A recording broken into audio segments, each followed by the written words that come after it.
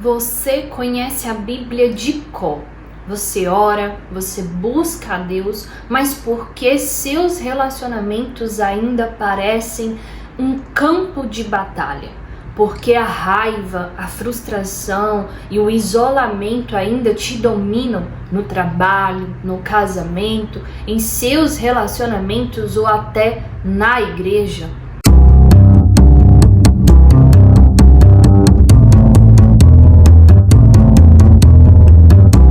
Olá, mulherada preciosa, sejam muito bem-vindas ao Escrita Real e a mais um vídeo dessa série incrível, baseada no livro Espiritualidade Emocionalmente Saudável, de Peter Escazero. E continuo frisando a vocês, se vocês não assistiram aos vídeos anteriores, onde falamos do capítulo 1 ao 8, sugiro pausar este vídeo e assisti-los, pois estamos construindo toda essa série seguindo pela ordem dos capítulos, até mesmo para que possam discernir tudo que estamos trazendo por aqui. Lembrando que todo o conteúdo é baseado no livro. Então, o autor, durante todo o livro, nos traz muitas ilustrações como citações e histórias para que possamos compreender melhor todo o seu trabalho.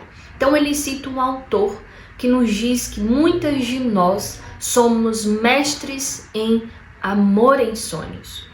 Sonhamos em ser gentis, pacientes, cheias de graça, por aí vai. Mas quando a vida real bate a porta, quando o pão está duro, a cama desconfortável e a ingratidão aparece, nossos sonhos desmoronam. E o problema não é o que você sabe, mas o que você não sabe fazer. Então o autor Peter, no capítulo 9, nos confronta com uma verdade poderosa. Torne-se um adulto emocionalmente maduro, porque sim, o problema será a imaturidade emocional. Então, neste vídeo, vamos fazer uma revolução na sua vida. Vamos sair do centro do universo e aprender as 5 habilidades práticas que transformam um bebê emocional em um adulto emocionalmente maduro que ama de verdade. Então, fique comigo até o final, porque a última habilidade é a que destrói 90% dos seus conflitos. Então, ele nos traz o diagnóstico: quem você é emocionalmente. Peter nos diz que ser adulto cronologicamente é fácil, mas ser adulto emocionalmente é outra história. E muitas de nós, com 30, 40 ou 50 anos ou até mais, ainda operamos no modo bebê ou adolescentes nos nossos relacionamentos mais importantes. Dito isso, o autor nos descreve alguns perfis de pessoas que se enquadram em cada fase desse processo. Então eu quero pedir que no final tente identificar em qual dessas fases você se encaixa. Então primeiro ele nos fala sobre o perfil dos bebês emocionais, que são aqueles que se comportam como se o mundo existisse para satisfazê-los. Procuram que os outros tomem conta deles e tem uma enorme dificuldade em sair do próprio umbigo e entrar no mundo do outro. O que importa é a gratificação instantânea de suas próprias necessidades. Então, seus relacionamentos inconscientemente usam pessoas como objetos, o parceiro, o amigo, o líder da igreja, seja quem for, para suprir o que lhes falta.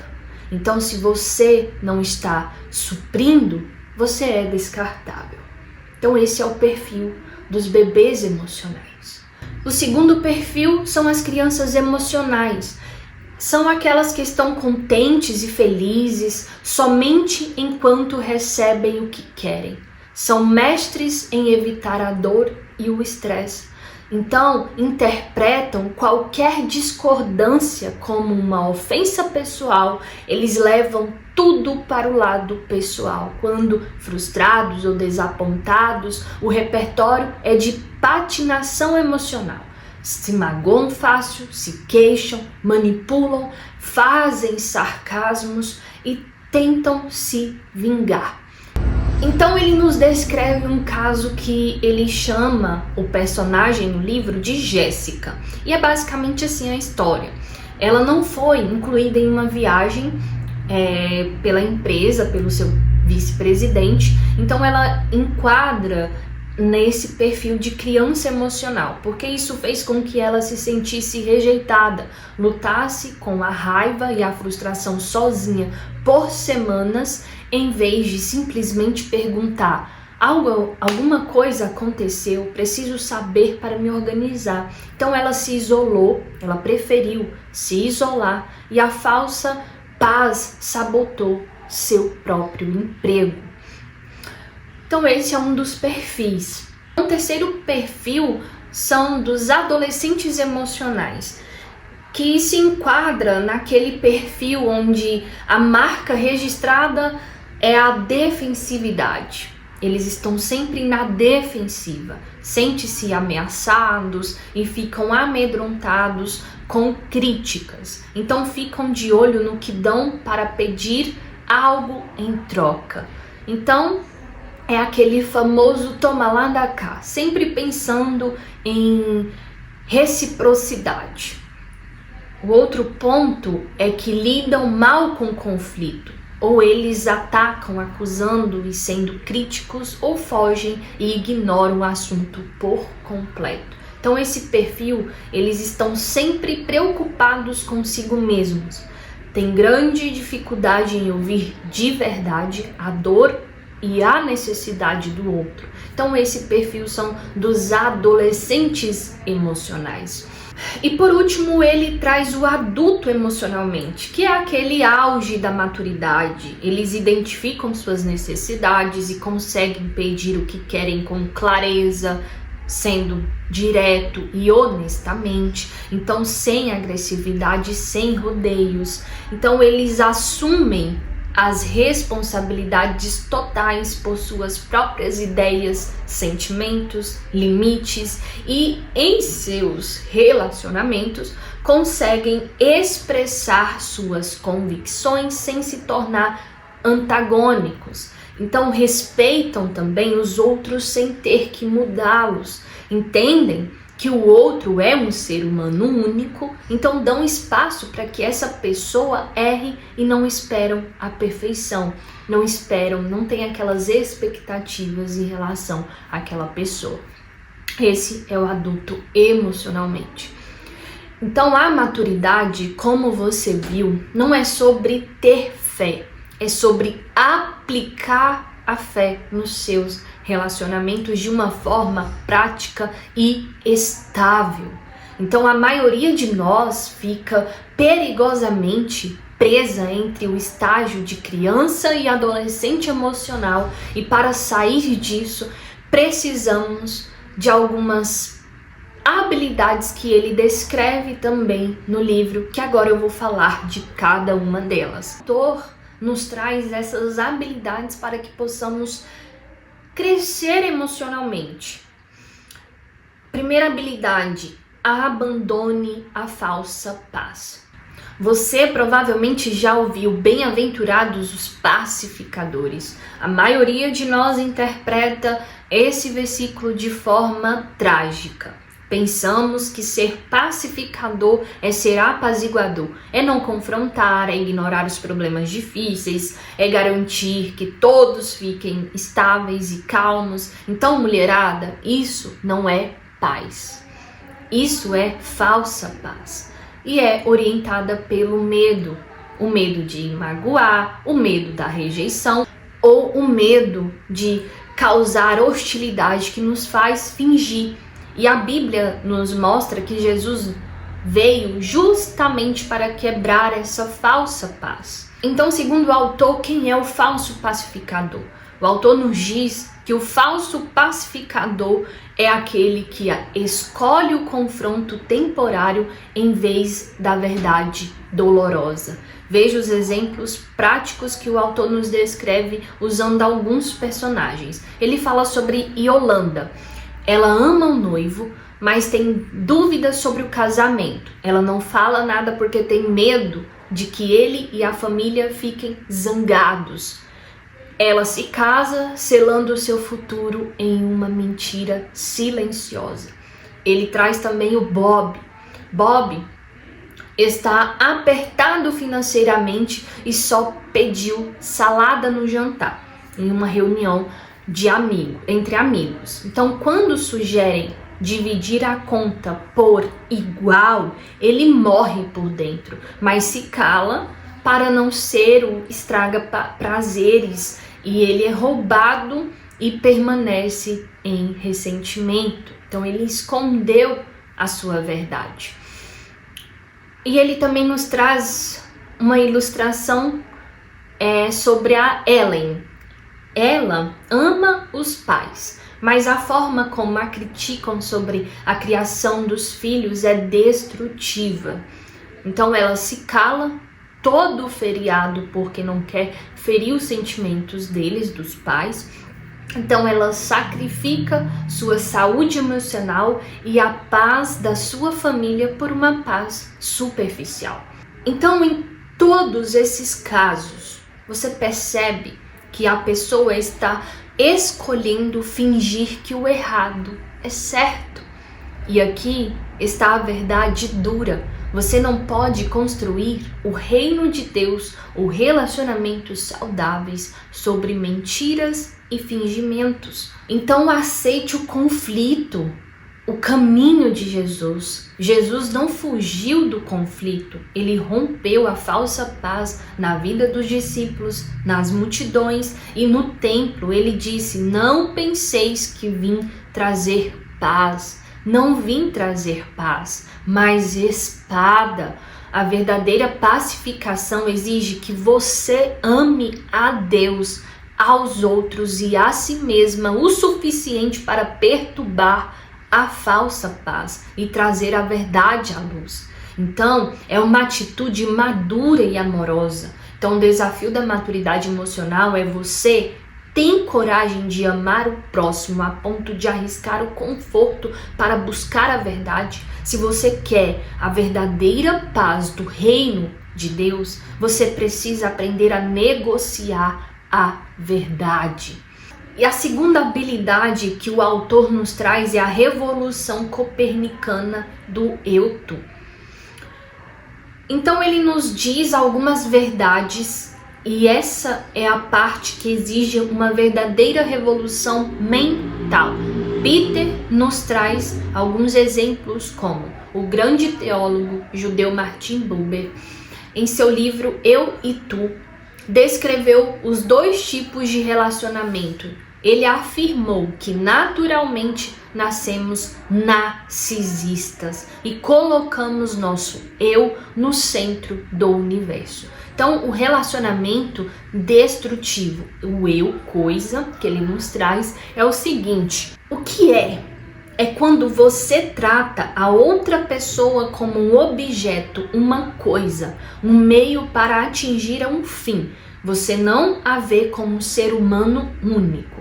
Então, qual é o problema disso? Que se você trata a pessoa como uma escova de dentes, por exemplo, ou um carro, como se fosse uma coisa qualquer, você só se frustra quando essa coisa não faz o que você quer.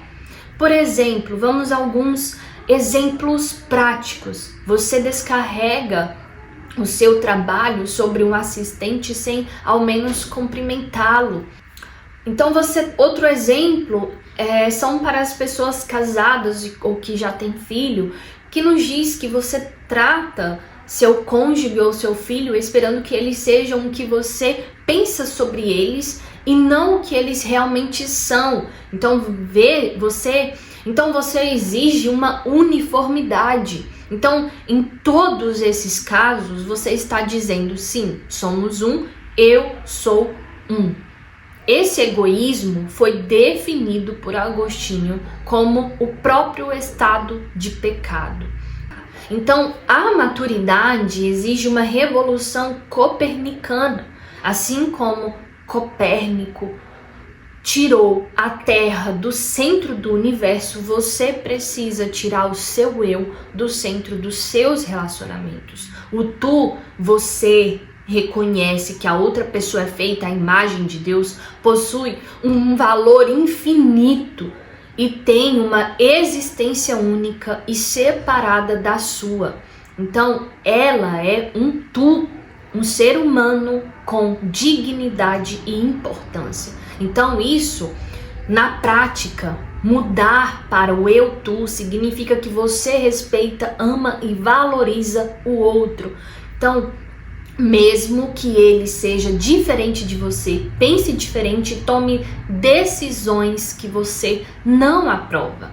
Então, quando essas duas pessoas decidem se conectar através de suas diferenças, o espaço que existe entre elas se transforma em um espaço sagrado. Então, Buber diz que Deus não apenas pode ser vislumbrado nesse diálogo, como ele penetra esse espaço intermediário. Então, o amor genuíno e maduro que você libera manifesta a presença de Deus. Então, Peter nos diz que a menos que você comece a ver as pessoas como um tu e não como uma coisa, você continuará preso no isolamento e na fraqueza que ironicamente se parecem mais com o inferno do que com o céu. Terceira habilidade: faça suas expectativas válidas. Se exige um grande gerador de caos no casamento, na amizade ou no trabalho, são as expectativas. E aqui está a regra: expectativas inapropriadas e confusas criam caos. Elas são a causa da maioria das suas decepções e conflitos. Por que ficamos tão frustrados? Porque esperamos que os outros saibam o que queremos sem que seja necessário dizer, especialmente se estamos em um relacionamento íntimo com eles. O autor descreve 4 expectativas invisíveis e destruidoras. A maioria de nossas expectativas é inválida porque se enquadra em um destes 4 grupos. Primeiro, inconscientes. Você nem sabia que tinha até que alguém te decepciona. Segundo, irrealistas. Você nutre ilusões sobre o outro. Terceiro, não explícitas, não faladas. É aquela coisa que você nunca disse que precisava de algo, mas que você esperava do outro isso. Então você não precisa pedir, ele já devia saber. Quarto ponto, discordantes.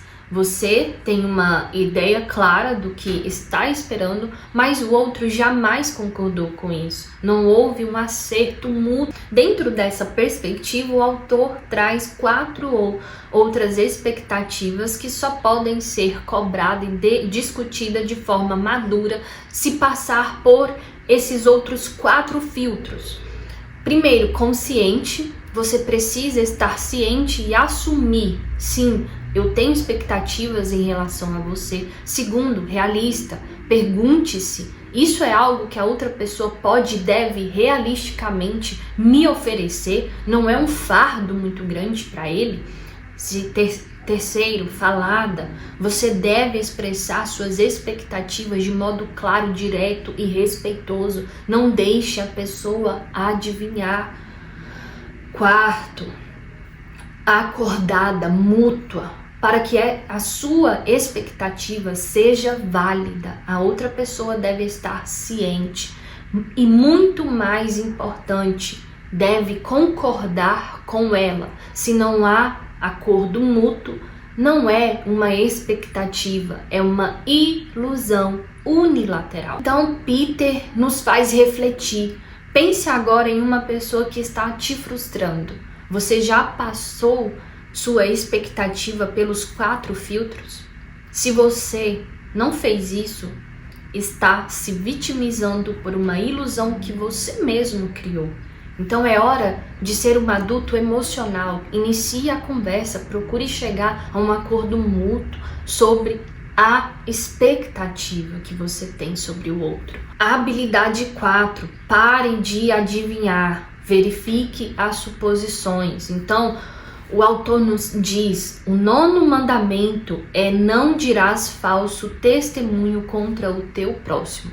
Então, o que você faz quando se magoa? Você inventa uma história, você assume o papel de juiz, assim como a Jéssica fez com o chefe. Ela supôs uma ideia e aí prejudicou o próprio serviço. Então, você rompe um relacionamento e cria um mundo falso, excluindo Deus da sua vida, porque ele não existe fora da realidade da verdade. Então, o autor nos traz ferramentas simples e poderosas. Primeiro, diga: tenho a sua permissão para verificar uma suposição que estou fazendo? Segundo, se a pessoa permitir, diga: eu acredito que você pensa. Ou eu imagino que você está sentindo que. Terceiro, pergunte: está correto? Isso ilumina o falso testemunho mental e força você a se conectar com a realidade. A habilidade 5, o protocolo, falar e ouvir. Então, por fim, Peter nos diz que falar e ouvir é a prática espiritual de desacelerar, se aquietar e praticar a presença do outro. Então, peça a Deus, ajude-me a receber esta pessoa como se fosse Jesus. Então, como orador, quando é o seu momento de falar, fale sobre seus próprios pensamentos e sentimentos. Seja breve, use frases curtas, continue falando até sentir que foi compreendido. Como ouvinte, quando chegar o seu momento de ouvir, fique calmo e em silêncio. Permita que a pessoa termine o pensamento. Repita cuidadosamente as palavras que ouviu e parafraseie. Então, valide. Isso faz sentido? Ou percebo que... Então, porque pergunte também mais alguma coisa. O objetivo não é debater nesses momentos, é garantir que você realmente compreenda o mundo e o ponto de vista do outro, reconhecendo que ele é diferente de você. Então, o autor nos diz que a essência da verdadeira espiritualidade é amar devidamente. Isso requer mais do que inspiração, requer habilidades práticas, e Jesus passou 3 anos ensinando seus discípulos a praticar isso. O amor é difícil na prática, mas a recompensa é uma riqueza imensurável de relacionamentos estáveis, maduros e confiáveis. Então, seu desafio hoje é: escolha uma pessoa com quem você está em conflito e use a habilidade 4, verificar as suposições. Livre-se do falso testemunho mental. Muitas das vezes ficamos imaginando algo que talvez nem exista. Nesse momento, deixe aqui nos comentários qual das 5 fases emocionais mais te descreveu e qual habilidade você vai começar a praticar hoje. Se este vídeo te ajudou a dar um passo para fora do seu narcisismo, curta, compartilhe com aquela amiga que você sabe que fará sentido para ela e que precisa de um empurrãozinho na maturidade emocional. E não deixe de se inscrever no canal para ficar por dentro de todas as novidades, os conteúdos que trazemos. E não deixe também de adquirir os nossos e-book Sussurros de Amizade e Amor. Quase que eu esqueci do nome. Mas é isso. Um beijo. E até o próximo vídeo.